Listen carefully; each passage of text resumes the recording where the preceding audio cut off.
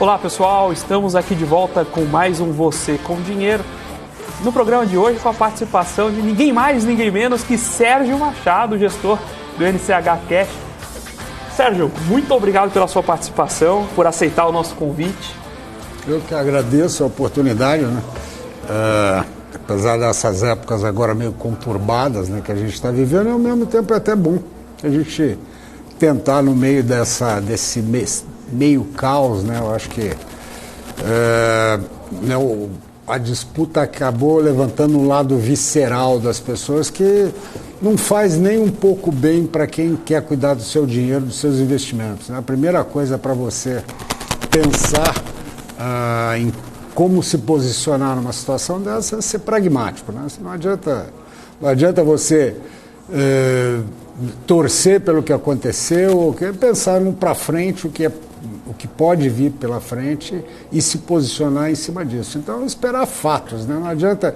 Tem que lembrar que hoje a gente tem uma taxa de juros muito alta, muito confortável, né? Você atrasar seu posicionamento alguns dias, algumas semanas, eventualmente não vai te dar nenhuma perda e que eventualmente poderiam ocorrer num posicionamento não racional.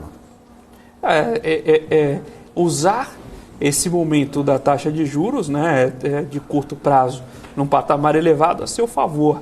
E aí já entra uma questão que eu queria trazer, Sérgio, que é justamente existem tipos e tipos de renda fixa, né? Fundo de renda fixa é tudo igual, o mesmo, qualquer fundo de renda fixa você vai estar encarando o mesmo cenário da mesma forma? Das grandes mentiras do mercado é o tal do renda fixa. Renda fixa é tudo menos fixa, né? Como todos os ativos, né, eles são variáveis.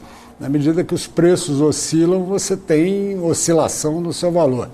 É até uma coisa que deve acontecer agora, pode até causar um certo desconforto em algumas pessoas, porque as carteiras de pessoa física não eram marcadas a mercado, né? E isso vai ser obrigatório a partir de dezembro, então, eventualmente, algum susto, choro e ranger de dentes. Mas é uma coisa que você tem que aprender, né? Não existe nada. Aquela ideia que você comprou um ativo, né? Falava, não. Isso eu vi muito. Quando a taxa estava em 2%, o cara falou, não, eu tenho um CDB que eu comprei há 5 anos, que tem mais 3, que ele rende 18%. Foi bacana, você não rende 18%. Na verdade, inclusive, você está comendo bola, porque esse CDB tem um grande lucro embutido que você podia realizar e tá e direcionar para outra coisa. Por isso, né, aquela coisa que também é uma outra mentira do mercado, né? Eu só tomo prejuízo quando eu realizo. Não é verdade. Não é verdade. O prejuízo está implícito ou o lucro está implícito na sua carteira.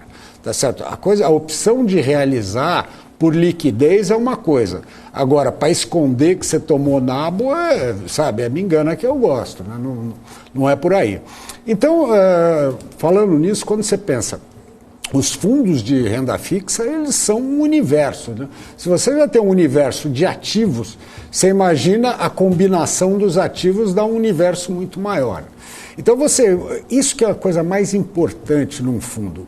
Conheça o seu gestor. Conheça a carteira do seu fundo, conheça, né, a política, a estratégia de alocação, tá certo? Não adianta, você tem muita gente, né, tem fundos que cresceram muito e tal, onde você vai ver o histórico do cara é muito pequeno, o histórico da casa, então toma cuidado. Se lembra que aconteceu em 19, né, que teve aquela chacoalhada. Depois, em 2020, com o Covid, teve uma chacoalhada, e mesmo a chacoalhada da LFT, que é uma outra coisa que caiu por terra, mais uma vez, né? Porque isso aí, a gente, se olhar a história, já teve grandes crises de títulos públicos, né? A mais famosa é 2002, que tinha sido. Mas então, é assim, tudo tem risco, tá? Tem aquela velha curva de risco e retorno. É lógico que numa LFT você vai ter o risco básico da economia, e se você tiver uma debênture de 40 anos da Xiririca da Serra Incorporated, você vai ter um risco cavalar. né? E pense isso, né? Que você tem uma hierarquia de risco que vai desde a parte do risco de crédito, risco de indexador, risco de liquidez, risco de prazo, tá certo? Então, não se aventura, na dúvida, assim, principalmente não, ouviu aquele fundo, né, novo, XPTO, que está indo muito bem. Eventualmente ele pode ter ido muito bem por um evento que não existe mais. Como aconteceu com os fundos, com a queda dos juros, você teve. A gente não pode esquecer que logo depois, com a queda dos juros, você teve uma bolsa maravilhosa, mas o melhor ativo daquele ano foi a renda fixa. Ou seja, a renda fixa que não é fixa, certo, que ao se ajustar à nova taxa gerou ganhos muito grandes. Então, eventualmente, você olha um fundo, falava ali, nossa, o cara deu 50%, vou lá porque vai dar mais 50%. Não.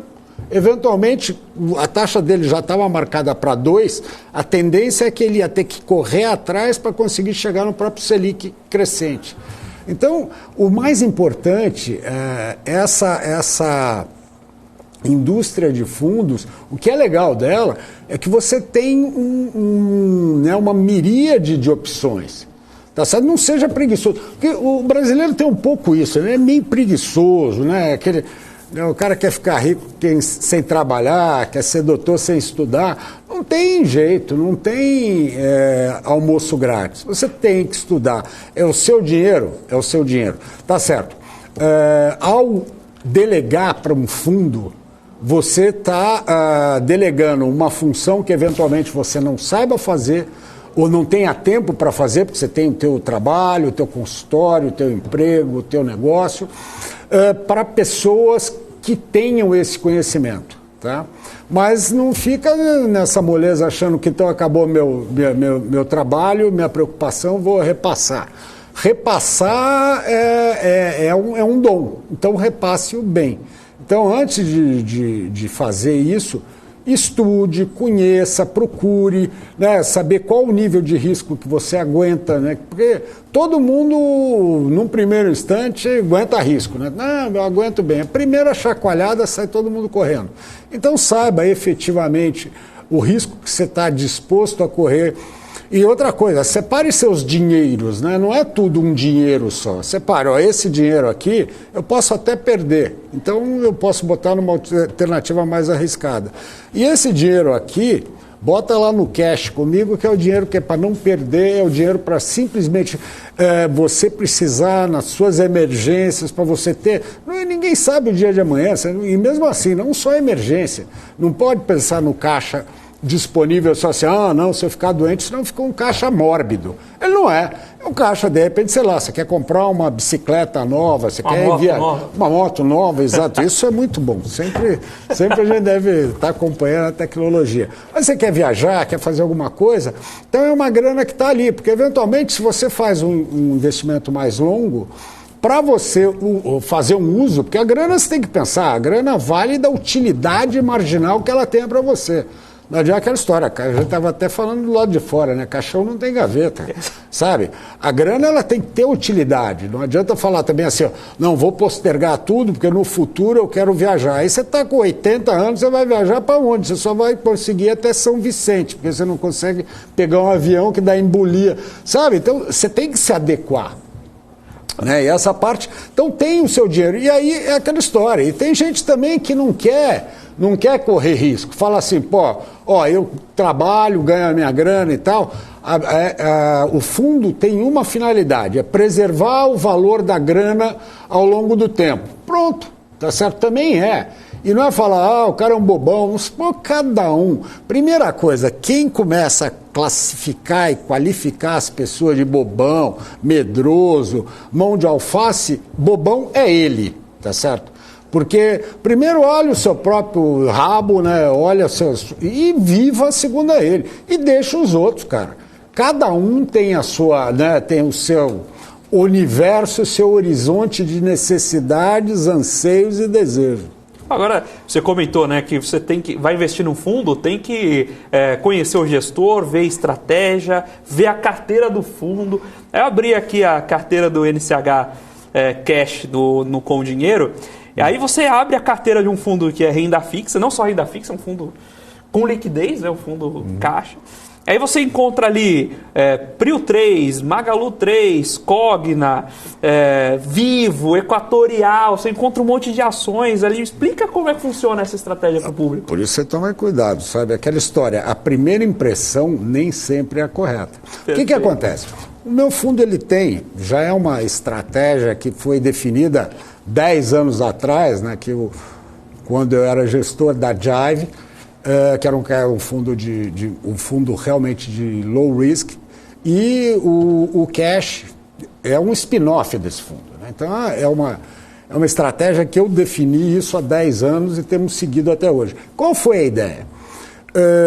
Você tem aqueles fundos clássicos dos bancões, né, que você bota lá o seu dinheirinho e leva 90% do CDI, 85%. Qual foi a ideia? Vamos tentar fazer um fundo que tenha um risco similar a uma carteira de títulos públicos, mas com uma rentabilidade um pouco melhor. Porque não adianta você falar assim, eu vou fazer um risco similar, vou dar 150 do CDI. Isso não existe. E se alguém te mostrar isso, fuja, que tem truta na história. Tá? Então, como é que nós fomos definindo isso? Primeiro, você tem que ter caixa, né? É um fundo caixa, eu tenho que ter liquidez. E caixa vai estar onde? Vai estar compromissada e LFT. Aí falou assim, bom, eu preciso dar uma apimentadinha na rentabilidade, mas não quero correr risco. Então a gente falou, vamos abrir uma caixinha onde eu tenho título de banco, que é o melhor risco que eu acho. E é um risco que eu conheço. Eu fui tesoureiro de banco muitos anos e eu sempre dei risco, aprovei risco para banco. Pô, empresa eu não sei nada, justamente. Eu trabalhei 30 anos em banco e sei o que eu sei fazer e sei o que eu não sei fazer. Dar crédito para a empresa eu não sei, não é minha praia, então eu não faço nada com isso. Então você pega, hoje eu tenho na carteira o quê? LF dos 3 maiores bancos do Brasil hoje, que é Itaú, Bradesco e BTG, ponto. Então é um risco similar a um risco soberano, porque você imagina, se o Itaú quebrou, a gente está tendo um problema muito maior, tá certo? Se o Bradesco quebrou, a mesma coisa. Então são riscos similares, não iguais, são levemente maiores. E o terceiro risco é o quê? Você tem as operações de bolsa sem risco nem direcional, nem de vol, tá? Que são as operações de financiamento. Você tem operação de financiamento de box 3, de 4 pernas, e principalmente as operações de financiamento de termo. Tá? O que é uma operação de financiamento de termo? É uma operação que você empresta dinheiro para um cara comprar uma ação para te pagar num prazo determinado a uma taxa dada. É que nem se fosse um desconto de duplicata, igualzinho. E como no desconto de duplicata, se o cara antecipar, a tua renda aumenta, porque o juro é prefixado.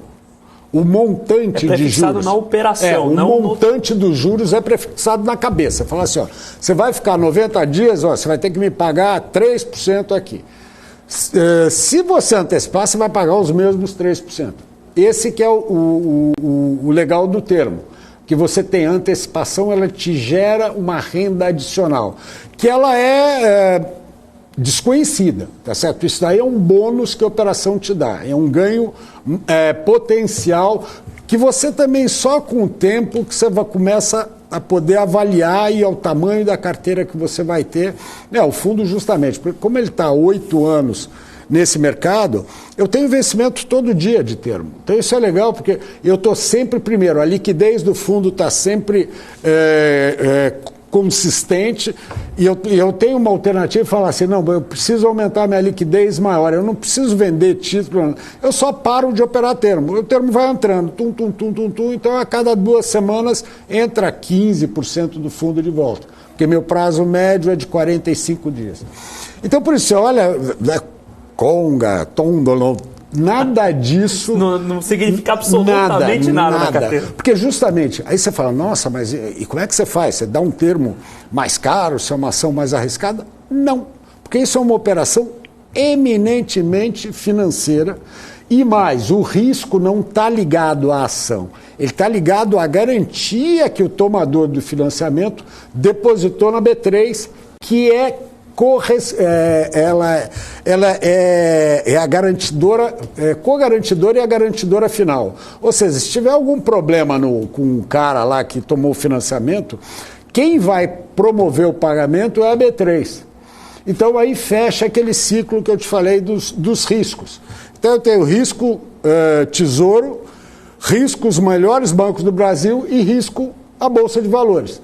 Eu acho que são riscos bem similares, tá certo? Porque a mesma coisa, se a Bolsa quebrar e não me garantir uma operação, a gente vai ter problemas maiores, né? Porque aí a própria Bolsa em si vai ter perdido a credibilidade. Aquele cenário que é muito legal para você discutir numa mesa de bar, mas que se acontece, não importa o controle de risco que você tenha, você já vai ter caído por terra a história da quebra do banco, né? Você quebra o Itaú, não são seus 10 mil reais do CDB ali que vão mudar a sua vida, a economia do país inteiro já está quebrada. Já vai estar passando justamente, a gente parte desse princípio, que é o mesmo aí, seria no princípio da insolvência do governo, né? Que seria o risco que é o básico da economia, que é muito difícil. Mas se acontecer, justamente ia estar no mesmo momento que teriam os grandes bancos quebrando, a Bolsa quebrando. Está muito mais para uma crise sistemática daquelas, ou quase que uma guerra. O Rogério Torres perguntou, aliás, uma participação muito interessante aqui da turma no chat. O Rogério Torres perguntou aqui, NTN-B, IPCA mais 6, é risco? É risco. Já teve a 8. Já tem exata. Sabe, risco sempre é. Tá certo? Lembra uma coisa, a economia, né, e os mercados, eles são extremamente contundentes quando se faz bobagem. Né? Então, se lembra como teve um erro para baixo, quando jogaram a taxa de juros para 2, o que aconteceu com a curva? Foi embora. E até hoje, você ainda vê uma curva com um shape negativo, né? Ela está negativamente inclinada, porque normalmente as curvas de juros têm que ser positivamente inclinadas, ou seja, quanto maior o prazo, maior a remuneração. É uma questão de postergar consumo, prêmio de risco, prêmio de prazo, tem uma série de coisas que compõem. Uma curva negativamente inclinada, ela está dizendo o seguinte, por alguma bobagem que foi feita, a gente teve que levantar muito a taxa de juros, dado que a gente consiga resolver essa bobagem, ela volta ao normal. E aí depois ela deveria fazer uma nova inclinação positiva. Tá, então, quando foi a 8, foi feita uma bobagem também. Por acaso, uma baixada, que ali não era nem desnecessária, foi uma baixada... barretadona, né? De cima para baixo e numa hora que não podia, né? Então ali foi pior, porque aqui no de 2 eu acho que ainda foi um pecado venial, porque era uma novidade, o pessoal acabou entrando num delírio mundial de taxas negativas. Você se lembra que chegaram a falar que o novo normal era a taxa de 30 anos ser negativa lá fora, porque os velhos não precisam... O CDE inteira com taxa negativa. Né? E os caras queriam dizer que aquilo lá estava certo. E teve gente que entrou no conto do vigário. Eu sempre fui contra disso, quem me conhece, e não é só no interno. Nas externas eu sempre falei, tá errado, porque nós não temos aquela história, a gente não tem direito a ter taxa negativa com toda a nossa estrutura fiscal, política, econômica e coisa e tal, tá certo? Não fazia sentido a gente ter taxa negativa menor do que a Suíça. Já não fazia sentido ter taxa negativa lá. Aqui, menor ainda, aí já era um delírio total. Então, essa parte, na hora que você espanca a economia, espanca, né, o pragmatismo, e por qualquer motivo você tenta ser ideológico na condição da economia, você vai pagar um preço lá frente. Tá certo? Isso é claro. Como disse aqui o Lau Mark no chat, finalmente alguém falando a verdade. Agora, eu queria fazer uma pergunta, Sérgio.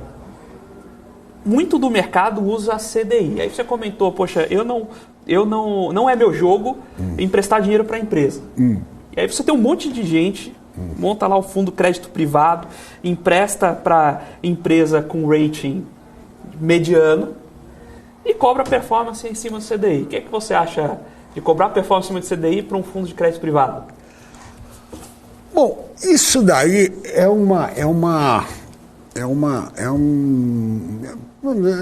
um problema que gera muita discussão. Primeiro, eu acho que uma coisa que eu acho, apesar de eu ter o meu fundo, tem target CDI, é muito mais porque é uma prática usual. Primeiro, eu acho que CDI devia ser extinto. Você devia usar Selic, que é uma... Porque o CDI é um negócio que vem dos primórdios. O CDI, no passado, ele é um certificado de depósito interfinanceiro.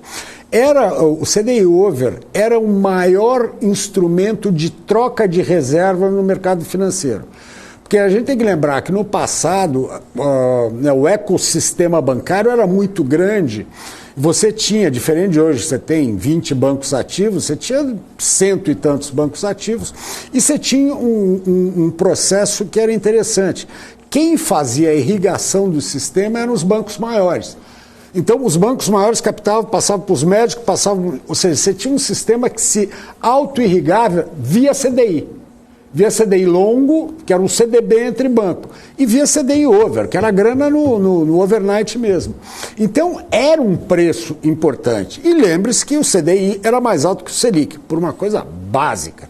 Risco de empresa é maior que risco de tesouro. Hoje você tem uma aberração. Você tem o CDI, que é o risco, teoricamente, o risco de empresa que está abaixo do Selic. Faz o menor sentido. E não faz o menor sentido você usar CDI, porque o volume de CDI over hoje é pífio. E é só intercompany, não tem mais. O banco vai lá, o seu Itaú me dá um dinheirinho até amanhã, não tem essa. Porque lembra que o CDI era um crédito clean, diferente que o Selic, que é um crédito coberto, né? Você, na verdade, no Selic, você dá dinheiro por um dia em cima de uma garantia de título público, ou a Delic em cima de título privado. Mas o CDI não, o CDI era cleanzão, ou seja, ele carregava essa diferença. Então hoje não faz o menor sentido. Se ele fosse mais alto, faria sentido. Ele mais baixo não faz nenhum sentido.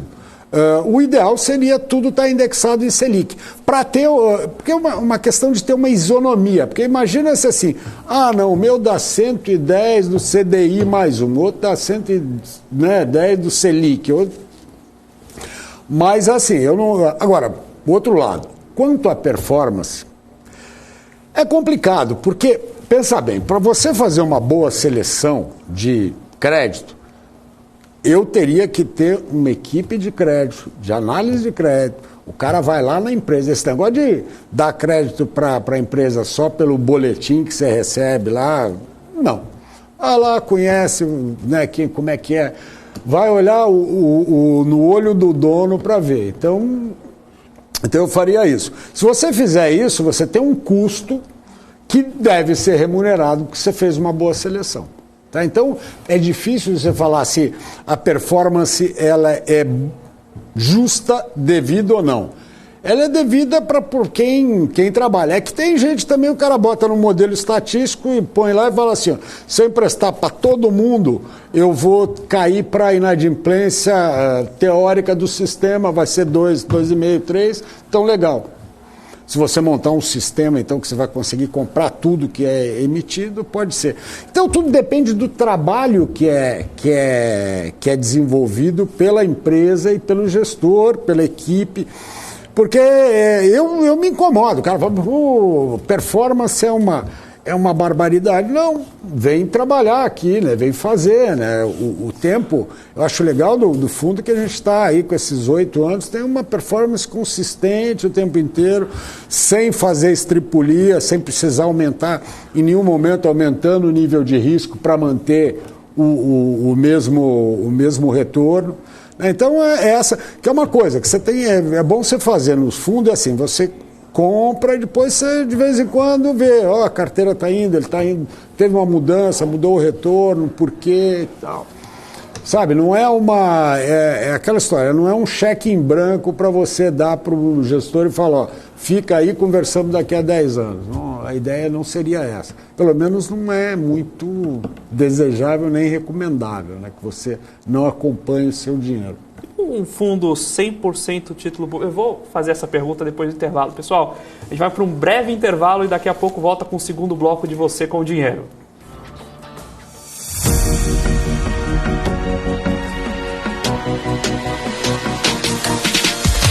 BMC News, informação que gera valor. Você está cansado da mesmice? Negociando em plataformas com ferramentas desatualizadas? Falta variedade e funcionalidade? Aproveite nossa grande seleção de ferramentas de trade. Baixas taxas de negociação, suporte em português 24 horas por dia, com mais de 200 criptomoedas disponíveis para trade e a facilidade de depósitos com Pix. Aproveite o futuro agora. Bybit. Abra sua conta hoje mesmo. Bybit.com. Quer conhecer um pouco mais sobre as principais empresas de capital aberto no mercado brasileiro? O BMC Business é o lugar certo. Toda terça-feira eu tenho um encontro marcado com você aqui na programação da BMC News. Olá pessoal, estamos de volta com o segundo bloco do Você com o Dinheiro de hoje e estamos recebendo o Sérgio Machado, gestor do NCH Cash, né, sócio e gestor da NCH Capital Brasil. Eu queria aproveitar essa volta no intervalo para pedir, deixe o seu, você que está acompanhando pelo YouTube, deixe o seu like, deixe a sua curtida, faça lá, você que ainda não é inscrito no canal da BMC, faça lá a sua inscrição, marque o sininho para você estar sempre acompanhando a programação com a gente. Sérgio, antes do intervalo, eu fiquei devendo uma pergunta aqui para o público. Você comentou sobre os diversos tipos de risco, estruturas de risco ainda dentro de um fundo de renda fixa. E aí minha pergunta que vem à cabeça logo em seguida é: um fundo constituído 100% em títulos públicos? Você monta uma carteirinha lá, eu nem vou falar do fundo 100% LFT, mas um fundo 100% de títulos públicos. Faz sentido essa estrutura de fundos ou não? Bom, tem algumas que não fazem sentido, né? Porque talvez você poderia fazer, ainda mais com o Tesouro Direto, você mesmo vai lá e faz. Eu acho que tem umas que, quando o cara mescla, né? Você tem um gestor que mescla o risco, faz, sei lá, deixa um pedaço em inflação, um pedaço em CDI, um pedaço em pré, sei lá, cada um. Depende muito da proposta. Se você tem uma coisa mais dinâmica, faz sentido, né? Eu acho que fundos meio passivões, não sei se faz. Ou se eles são passivos, teoricamente você teria que ter uma taxa de administração menor, performance menor, porque o cara fala simplesmente assim: eu vou ter IMAB, eu vou ter 5, eu vou ter esse tipo de papel e vai ser assim sempre. Então, ele é um fundo que ele é passivão, você só vai tendo que ajustar a cada ajuste do índice para o fundo rodar igual. Então, eu não sei, como tudo, eu não gosto de generalizar, né? Eu acho que tem... Porque o mercado tem espaço para muita coisa, né? Você tem espaço para bons gestores, para desenvolver bons produtos. Então, mas tem isso. Se é um fundo totalmente, né, passivo, é que nem fundo de ações. Você vai um fundo passivo, compra uma BOVA 11 e acabou, né? Não tem muito o que fazer. Eu compro um ETF. E para o investidor que está olhando, você comentou, né, uma das grandes mentiras do mercado é a renda fixa, né? Até a construção do termo leva o investidor ao engano, né? Mas quando você vai investir num fundo em renda fixa, coloque-se agora ali na posição do investidor que está escolhendo ali seu fundo, né? O que ele pode olhar, quais canais ele pode ver? Você já comentou, né, de ver o track record do gestor, né? O que mais ele pode ver ali na carteira que pode ser uma sinalização positiva ou negativa para a seleção de um fundo de renda fixa? Por exemplo, você vê que no passado a gente teve agora exemplos bem claros, eu acho que é interessante. Você teve o IGPM foi a 40%, né? Quem esperava veio totalmente, né, veio muito mais pesado que né, os mais pessimistas. Eu mesmo achava que 30 era demais, foi embora. E o próprio o IPCA foi menos, né? Ele foi bem em linha do que a gente estava esperando. Mas você vê, você tem um papel que deu uma pancada e depois ele começou a rodar negativo, né? O próprio papel de PCA começou a rodar negativo. Então, eventualmente, numa hora dessa, você está numa carteira que estava em PCA, você podia fazer um movimento, né, de sair de lá, ir para um fundo CDI e esperar para voltar, porque claramente isso acontecia. Então, se você for mais dinâmico, né, nesse acompanhamento, você fala, de repente eu vou tirar daqui e vou pôr num fundo CDI. Inclusive tem umas histórias que é onde acontece um movimento que ele é totalmente anacrônico, né? Você lembra quando teve a crise de 2020? Os fundos de renda fixa, os fundos de crédito privado, começavam a tomar saques e eles eram obrigados a fritar a carteira deles, né? A gente chegou a ter banco de primeiríssima linha sendo vendido no mercado a 200, 300 do CDI. Né? E o que acontecia? Isso dava uma porrada na cota. Aí no dia seguinte o cara lá sacava mais, o cara enfiava a 350 do CDI. Pô, numa hora dessas, o que você faz? Se eu estou dentro daquele fundo, eu respiro o fundo e só saco do fundo que é mais conservador. Porque você sair naquele momento, vamos dizer, você estava errado de estar naquele fundo. Mas depois que você abraçou com o capeta, fica com ele. Porque o pior é, senão você passa a ser seu inimigo. Né? Então, tanto é que nessa época, é engraçado que meu fundo passou tranquilo toda a crise. E eu aumentei minha liquidez para 50%. Aí eu me lembro que o pessoal perguntava, mas Sérgio, você não está tendo saque, por que você aumenta a sua liquidez? Porque eu acho que se eu fosse eu sacava de mim e não dele. Tá certo? Porque vai passar, esse movimento de saída é boiada, é porta pequena, não é nem porta, é buraco na parede, o cara está levando a parede no peito. Então você entrando nesse movimento, é que tem uns caras que falam, eu não quero ser o último a sair, senão vai... Eventualmente, mas no fundo de renda fixa, né, que tiver uma carteira razoável, você teria que ficar parado, né? Eu vi ele, o cara te mandava de manhã lista de papel, só banco bom, e assim, vendo. Eu esperei. Quando começou a voltar, eu compro, porque eu não tinha papel. Mas é essa coisa que você tem que entender. Como você tem que agir numa hora dessas, né? Aquela história, se você não se preparou para a porrada, na hora que ela vier, calma. Senão, essa saída é irreversível, né? Porque o cara saiu num ponto que era o buracão. E dali para frente aquilo tende a voltar. Quem tinha liquidez na tesouraria de banco fez fortuna. Nossa, botava em fila os caras, né? Era uma judiação.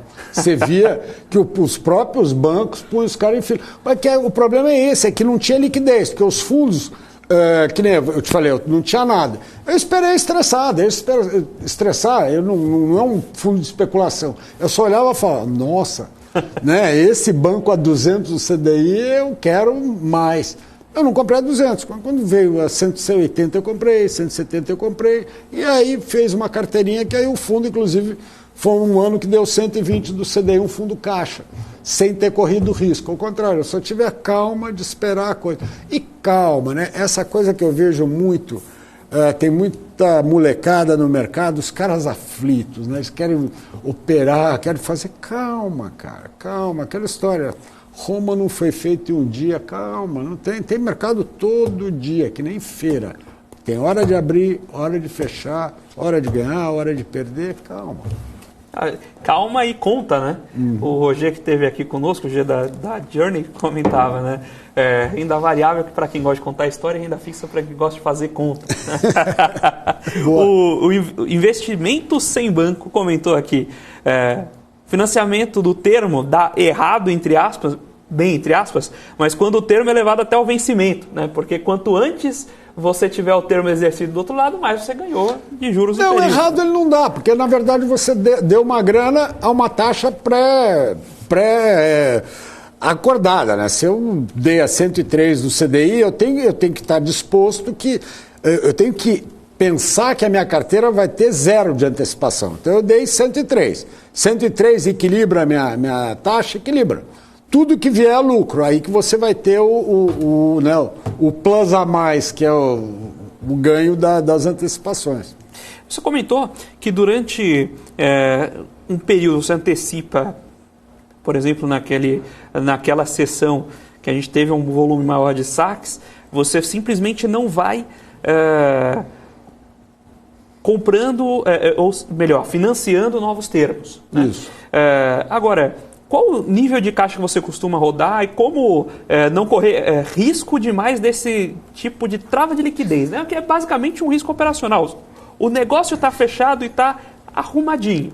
Mas se tiver uma pancada de saque, você eventualmente precisa desfazer uma posição no meio, né? Isso de descasamento de passivo e ativo, isso que mata banco, que quebra banco. É aquele negócio, o banco pega depósito à vista e empresta a prazo. Ele tem um descasamento intrínseco nele. Então ele vai, por isso mesmo, ele tem que procurar captar em outros prazos para adequar a carteira e a liquidez dele. Num fundo, a primeira coisa é a seguinte: conheça o seu passivo. Né? Você tem que saber quem está lá dentro, qual o perfil que ele tem. Quanto mais agressivo o fundo, o passivo tende a ser mais esguio, né? E mais esquivo. O cara vai ser mais sensibilizado por grandes movimentos de cota. Num fundo caixa, que tem uma oscilação menor, essa tendência é menor, mas é aquela história, às vezes o cara está, eu sinto bem, às vezes assim, o cara está tomando ferro em outra carteira, ele saca daqui para cobrir. Ou às vezes diferente, quando você tem uma bolsa, cai muito, começa a subir, você vê que o cara saca e vai comprar ação. Então você tem que o quê? Conheça o seu passivo. Quando eu te falei, quando teve em 2020, que teve a crise lá, eu aumentei para 50% de caixa, porque apesar de eu conhecer o passivo, eu falava, eu não conheço o momento. E a partir de você não conhece o cenário, você não passa a não conhecer teu passivo, porque não sabe como ele vai reagir. Então a preocupação sempre, primeiro, é um fundo caixa. Então eu tenho que partir desse pressuposto. O meu fundo é caixa. Né? Então eu tenho que ter liquidez em pelo menos, sei lá, rápida em 50% a 60% do fundo. E aquele negócio, então, mesmo que eu tivesse 60% de termo no fundo, eu sei que uma semana, né, 2 semanas, ele volta a 15%. Então eu tenho esse que é o negócio. Eu simplesmente recomponho o meu caixa parando de operar termo. Porque termo você tem que operar todos os dias. Não é, você não opera assim que nem uma LF, uma LFT que você fala, não, me compro 10 milhões. Não, você vai dando todo dia 3, 4, 5 milhões todo dia, para justamente você ter no futuro esse vencimento diário. Então você vai distribuindo ao longo do tempo. Então, em cima disso tem uma pergunta muito interessante aqui do Sérgio Andrade, até comentou, boa xará, mandando bem aí, que é sobre o capacity do NCH Cash. Mas eu vou pedir para você responder essa pergunta daqui a pouquinho, depois do intervalo. A gente já volta com mais Você com Dinheiro.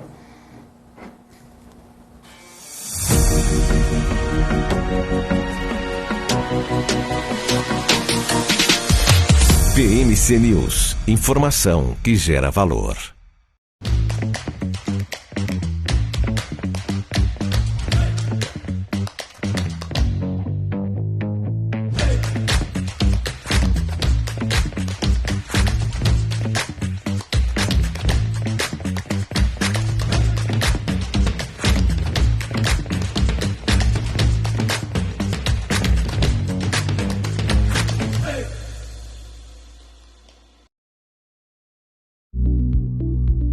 Quer conhecer um pouco mais sobre as principais empresas de capital aberto no mercado brasileiro? O BMC Business é o lugar certo. Toda terça-feira eu tenho um encontro marcado com você aqui na programação da BMC News.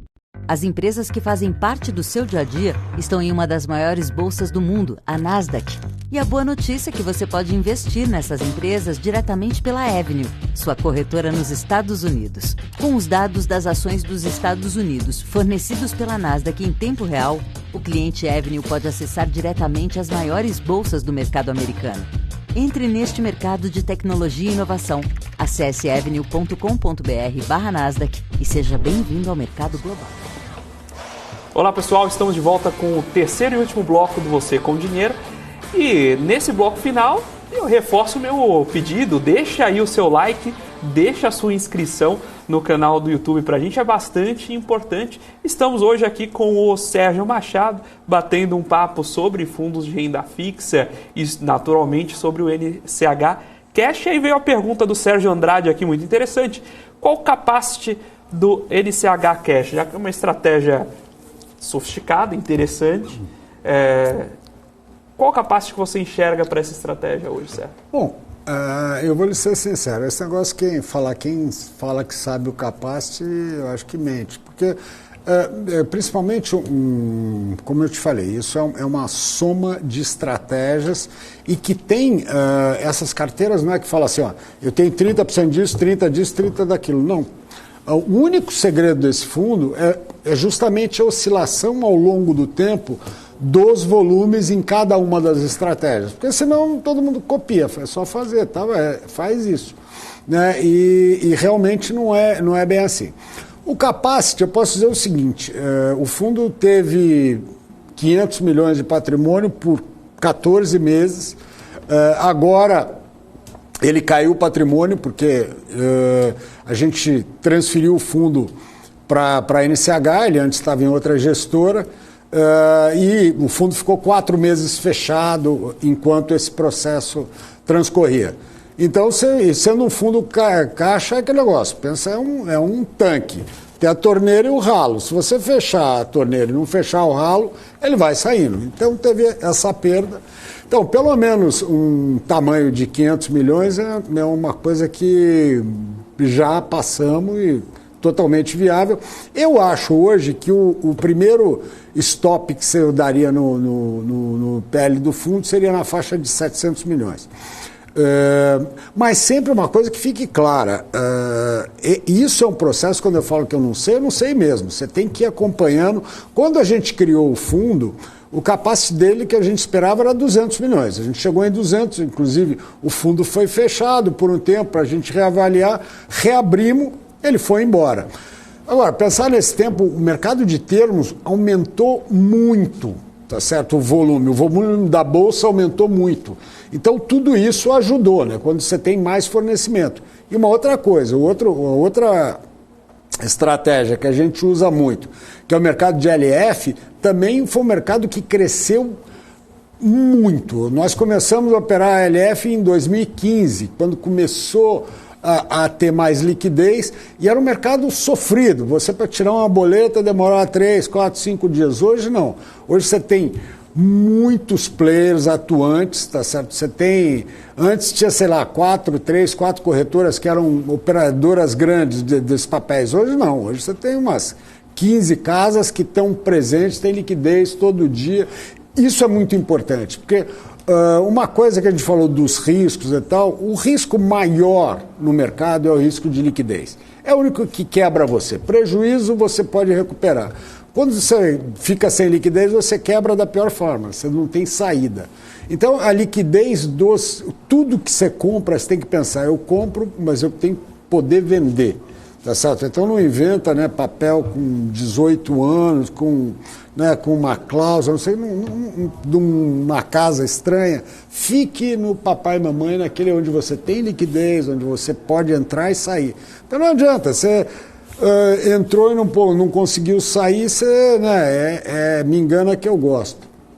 Tem uma pergunta aqui, diria capciosa, também do investimento sem banco. Tinha feito a pergunta anterior. Qual evento faria o NCH Cash rodar abaixo do CDI? Abaixo do CDI depende, porque é aquela história, abaixo de 100% do CDI eu já rodei. Teve cota diária abaixo do CDI? Teve, porque, por exemplo, você remarcar um título teu, mercado próprio, quando teve a crise de LFT.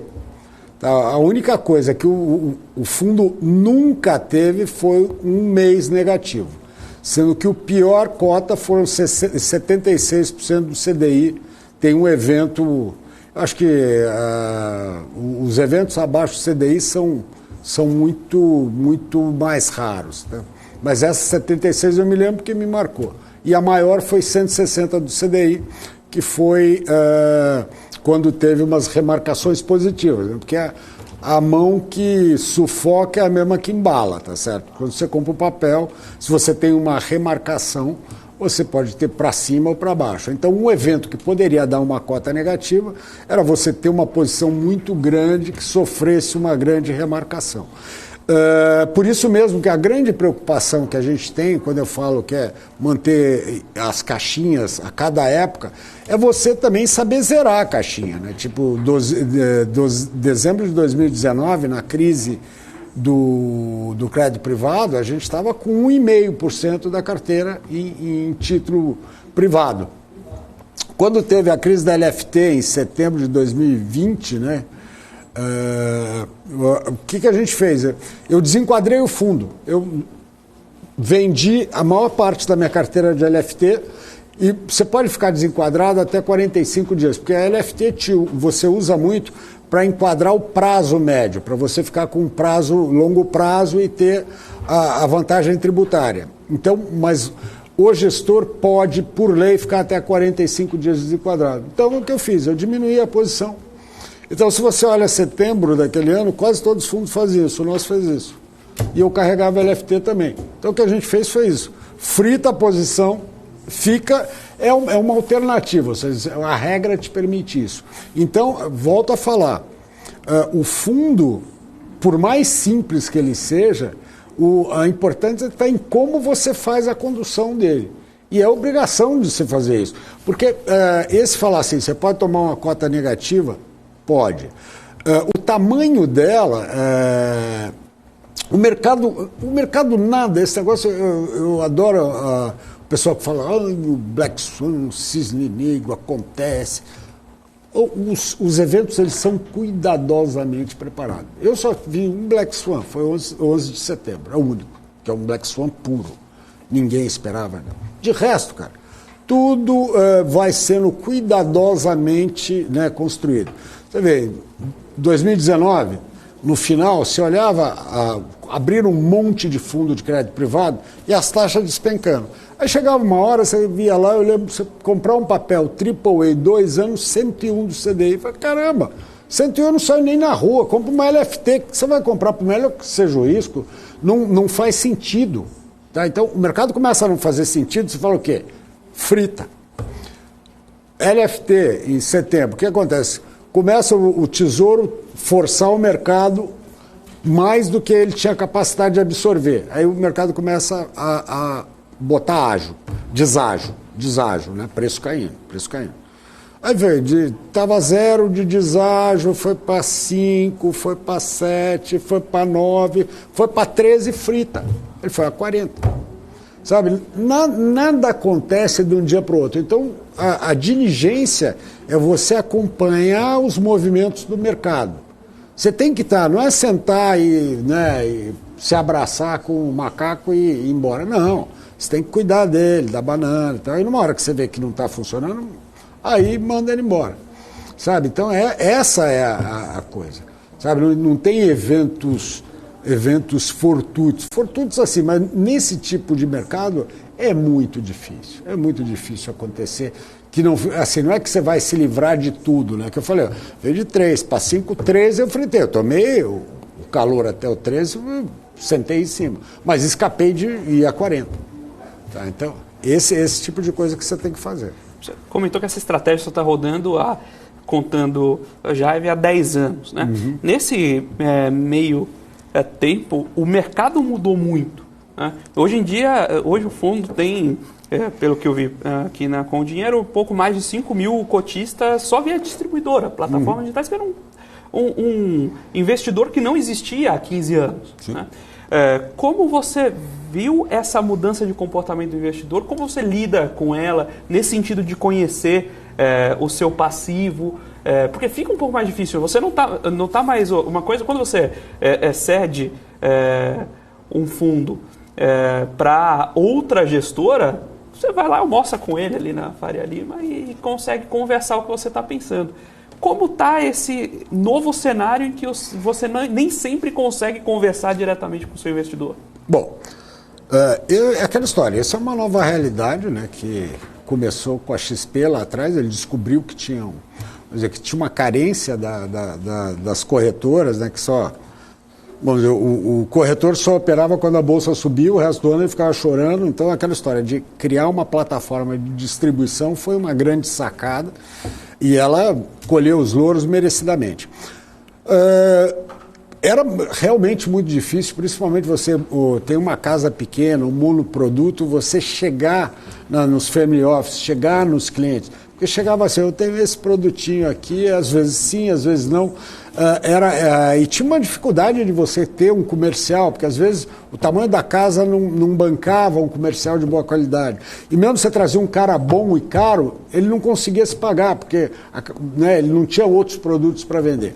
Então o advento das plataformas eu acho o máximo. E uma das coisas que eu tive que aprender também é conheça o seu conheça o seu passivo, conheça o seu cliente. Hoje eu tenho uma muralha de número, né?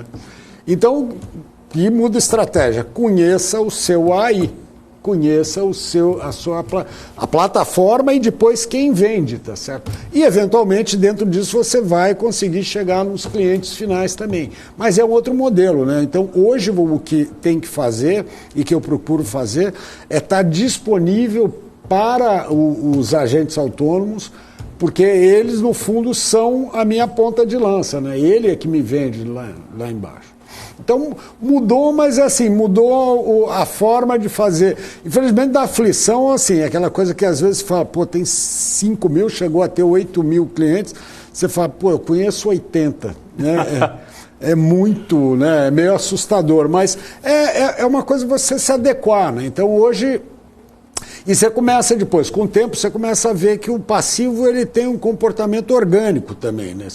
Principalmente quando não é um fundo que tem surpresas grandes, você começa a sentir como ele se comporta e você vai se adequando. Muito bem. Pessoal, hoje tivemos uma conversa muito especial com o Sérgio Machado, gestor do NCH Cash, sócio e gestor da NCH Capital Brasil. Agradeço mais uma vez, Sérgio, pela sua participação. Sei que a agenda é corrida, é difícil estar por aí, mas muito obrigado por participar e trocar essas informações com a nossa audiência. Eu que agradeço. Sempre podendo aquela história. Vocês sabem que eu, como estou muito velho no mercado, eu acho que é quase que uma obrigação poder passar um pouco do conhecimento, porque a gente precisa, para ter uma economia forte, a gente tem que ter um mercado forte e grande, né? Então... Todos são bem-vindos, os entrantes, e no que a gente puder ajudar, estamos aqui. Maravilha. Muito obrigado, Sérgio. Muito obrigado a você que assistiu e acompanhou o Você com Dinheiro de hoje. Amanhã estamos de volta às 15 horas com mais Você com Dinheiro e fique agora com o Top News para fechamento de mercado. Até amanhã.